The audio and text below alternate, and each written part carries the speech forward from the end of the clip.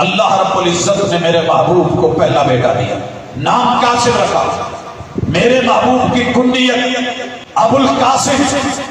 उसके बाद अल्लाह रब्बुल इज्जत ने जिस बेटे से नवाजा, बेटे का नाम अब्दुल्ला है, तैयब ताहिर लकब है। फिर मेरे रब ने बेटी से नवाजा, नाम सैयदा ज़ैनब है। उसके बाद मेरे रब ने अगले साल एक और बेटी से नवाजा, नाम सैयदा रुकैया है।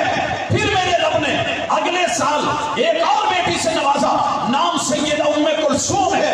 2 साल के बाद मेरे रब ने एक और बेटी से नवाजा, नाम सैयदा फातिमा बिन्ते मोहम्मद है। और अल्लाह रब्बुल इज्जत ने एक बेटा जो है वो सैयदा मारिया किब्तिया से नवाजा।